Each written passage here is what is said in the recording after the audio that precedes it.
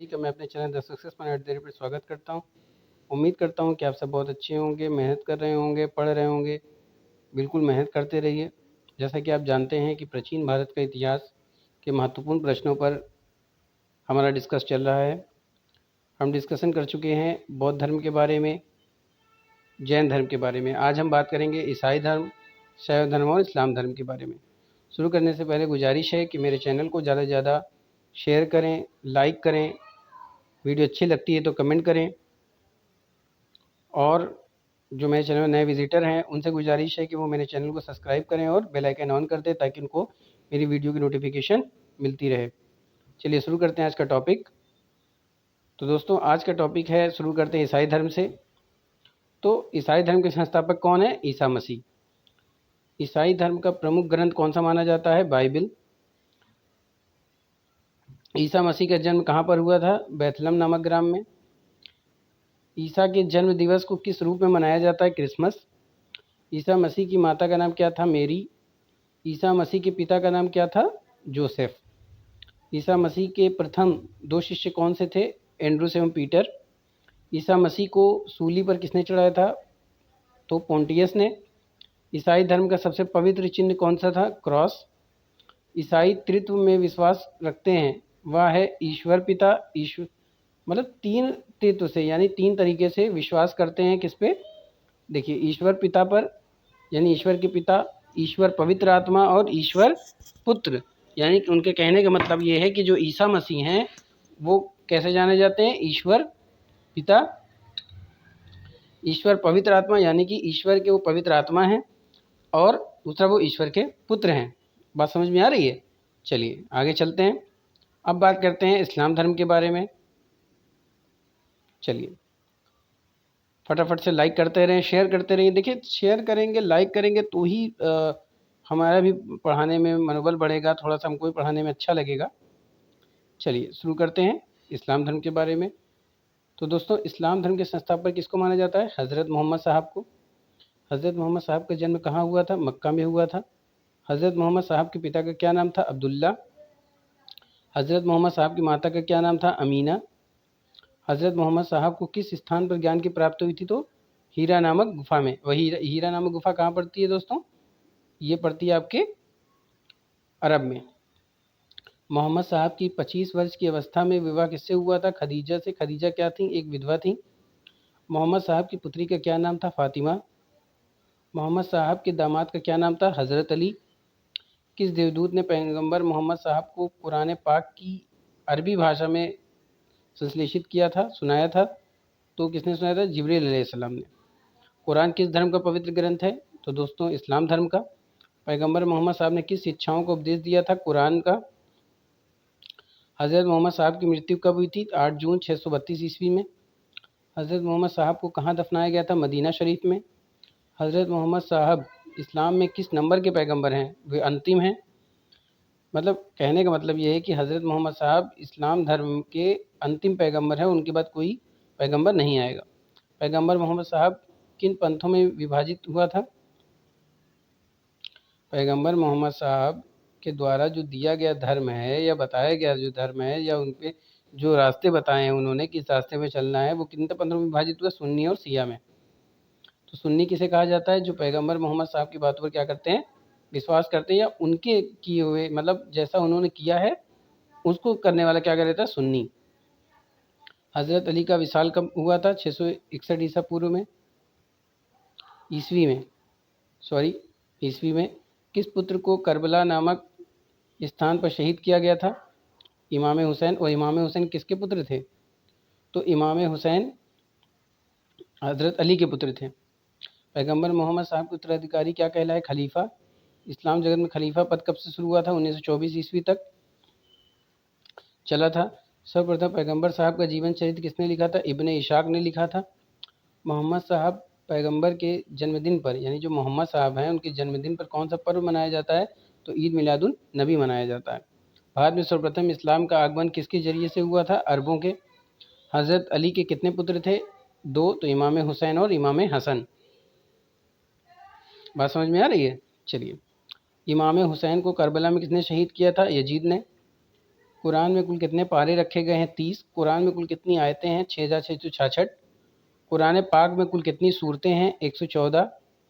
कुरान पाक की सबसे छोटी सूरत कौन सी मानी गई है? सूरह नूह। इस्लाम धर्म में बकरा ईद क्यों मनाई जाती है? इस्माइल अलैहिस्सलाम की सुन्नत में। इस्माइल अलैहिस्सलाम किसके पुत्र थे? तो ये इब्राहिम अलैहिस्सलाम के पुत्र थे।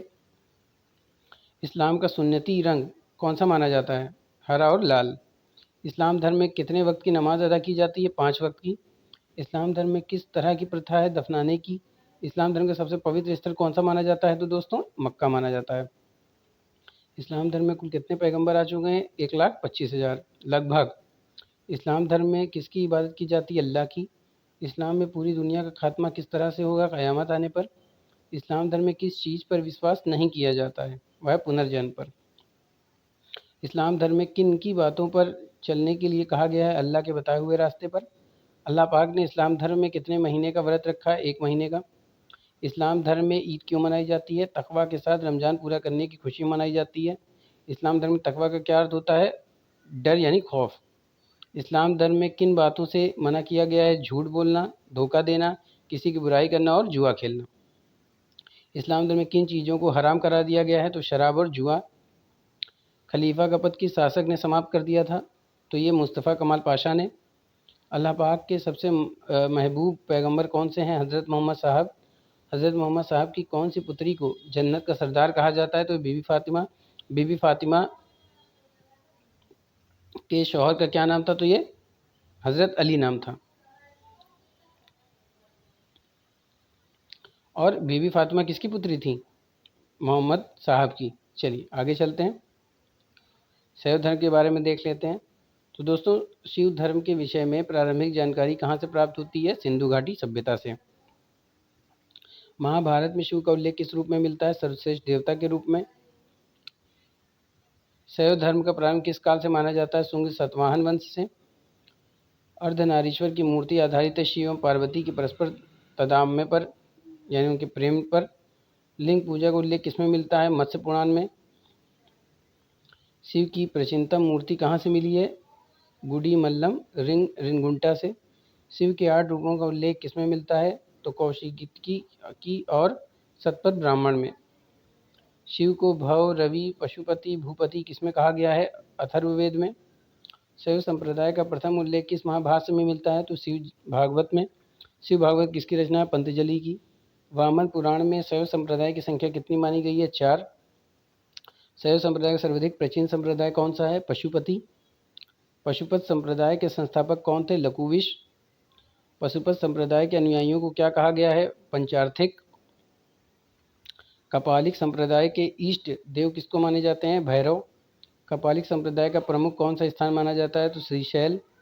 लिंगायत संप्रदाय कहाँ फैला हुआ था? दक्षिण भारत में। दक्षिण भारत में शैव धर्म का प्रचार प्रसार किसके द्वारा किया गया था? नयनार।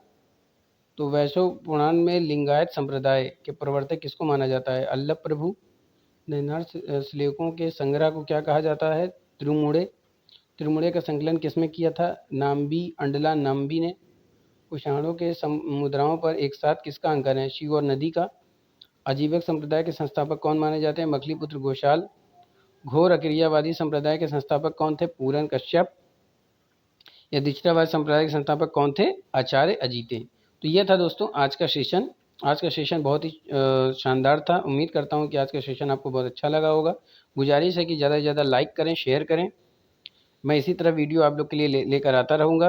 हम लोग रिवीजन भी करेंगे, पढ़ेंगे भी, अच्छे से मेहनत करेंगे ताकि आप लोग का सिलेक्शन हो सके। मेहनत करते रहिए, मुस्कुराते रहिए।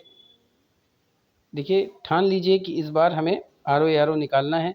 जितनी अच्छी आपकी मेहनत होगी उतना अच्छा आपका फल होगा। और फल की चिंता करे बिना आपको क्या करना है? मेहनत करते जाना है। देखिए मेहनत करेंगे तो आपको कुछ अनुभव भी हासिल होगा, ऐसा नहीं है। बात समझ रहे हैं? तो मेहनत करते रहिए, मेहनत ज़रूरी है हर चीज़ की, और वो भी मेहनत लगन के साथ होनी चाहिए, तभी आपको कामयाबी मिलती है। तो दोस्तों आज का सेशन आपको कैसा लगता है वीडियो में कमेंट करके ज़रूर बताइएगा। मेरे लिहाज से ये बहुत ही अच्छा सेशन था। तो ये प्राचीन भारत का इतिहास हम लोग डिस्कस कर रहे हैं। ये 1 लाइनर क्वेश्चन है जो इम्पोर्टेंट हैं। RO समीक्षा अधिकारी सहायक समीक्षा अधिकारी और अन्य एग्ज़ामों के लिए। देखिए इसके बाद हम लोग बहुविकल्पी प्रश्नों को भी सॉल्व करेंगे, एक एक सब्जेक्ट को हम लोग लेके चलेंगे और एग्ज़ाम से पहले हम उसका रिवीजन भी करेंगे। तो दोस्तों आज का सेशन यहीं पे समाप्त करते हैं, कल मिलते हैं अगले सेशन के साथ। तब तक के लिए थैंक यू।